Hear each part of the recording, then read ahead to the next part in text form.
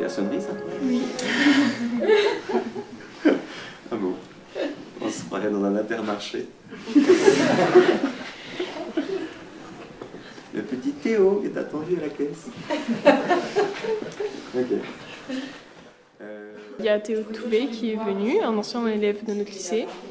Il est venu pour qu'on lui pose des questions sur son parcours, qui est assez atypique. Il nous a un peu raconté sa vie, les choix qu'il avait faits, pourquoi il les avait faits, et s'il en était heureux.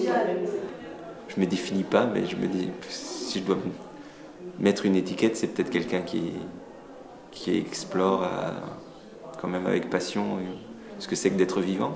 Circassien, c'est déjà un peu plus le mot valise qui permet d'englober beaucoup de choses par rapport à juste comédien ou danseur ou musicien. Qu'est-ce que j'ai raconté? Je ne sais plus. Le MIT et la NASA, j'y suis allé parce qu'à un moment dans mes études, j'ai écrit à des profs qui étaient là-bas pour leur demander s'ils m'acceptaient en stage. À l'école que je faisais, à l'école normale supérieure, on devait faire des stages sur 2-3 mois ou 4 mois ou 6 mois, ça dépendait des années. Mais on apprenait à faire de la recherche aussi en faisant un peu un travail de recherche dans des laboratoires. Moi je trouve ça toujours sympa de pouvoir voir quelqu'un qui est passé par le même lycée. Et après en plus quand j'ai regardé le parcours de Théo, je l'ai trouvé très original.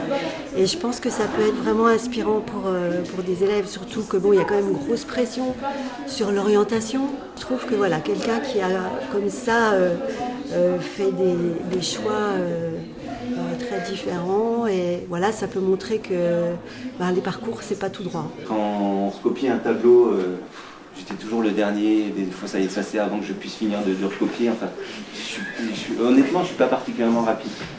Par contre, ce que je faisais, j'essayais de le faire bien. C'est bien de connaître des parcours de personnes qui ont fait beaucoup de choses. Moi, j'ai déjà fait du cirque et de la musique, donc ça m'a plutôt intéressé à ce point de vue-là. Franchement, j'adore son parcours. Enfin, je trouve ça hyper intéressant et tout, parce que c'est peu commun. Et c'est bizarre, mais il est hyper humble et sourd avec ça, alors que franchement, c'est hyper impressionnant. Moi, j'ai aimé l'école. J'ai eu la chance de ne pas m'ennuyer, d'aimer découvrir, d'être assez curieux, des fois de tomber sur des profs que j'aimais pas, des matières que j'aimais moins. Mais c'est des bons souvenirs. Et je me suis rendu compte ce matin en me levant que ça fait précisément 20 ans que j'étais en classe de seconde, en 2002-2003. Et si je suis venu à Besançon aujourd'hui, c'est vraiment parce que j'espère que ça sème des graines ici ou là. Moi, je suis conscient que dans mon parcours, c'est souvent des rencontres qui ont été à l'origine d'une vocation, d'une passion. Et j'espère de prendre le temps par moment de donner ça en retour.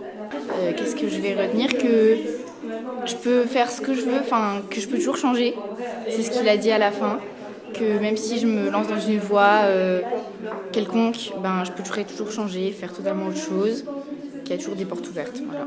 Et je trouve que ça aide parce que on va moins se mettre la pression sur les spé qu'on va prendre, qu'est-ce que ça va nous ouvrir comme porte, qu'est-ce que ça va nous fermer comme porte, surtout c'est ça qui est important.